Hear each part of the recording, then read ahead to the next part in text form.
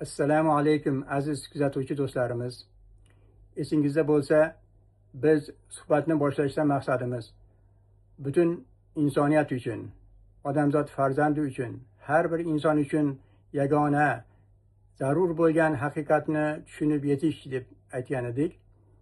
Hazrat Alisher Navoiy bobolarimiz esa bu haqiqatni birgina baytning o'zida tushuntirib qo'ygan ekanlar.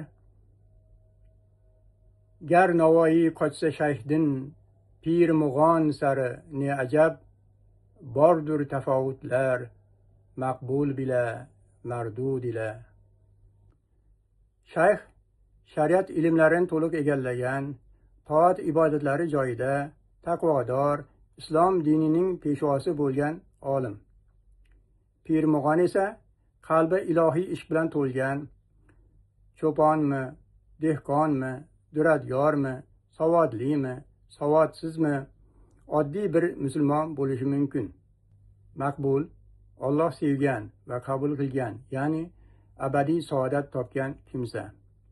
Mardud esa rad etilgan, huzurdan quvilgan kimsa, ya'ni abadiy nadomat egasi. Mir Alisher Navoiy umum insoniy qadriyatlarni kuylagan ulug' mutafakkir shoir. Haqni ham, xalqni ham muhabbatini qozongan avliyo inson, buyuk davlat arbobi. Endi tasavvur qiling. Ne ulamolar, qilni qirq yoradigan islom dinining peshvolari bo'lgan shayxu mullalar, amirim nima xizmat deb saroyni to'ldirib qo'l qovushtirib tursa-yu, Hazrat Navoiy ulardan qaroqchidan qochganday qochib, daladagi bir cho'pondan abadiy saodat topsa. Bu nima degan gap? Aqlga sig'ish qiyin bo'lgan narsa, to'g'rimi? Xuddi havodagi haqiqatga o'xshaydi. Siz nima deysiz? Fikringizni izohlarda yozib qoldiring.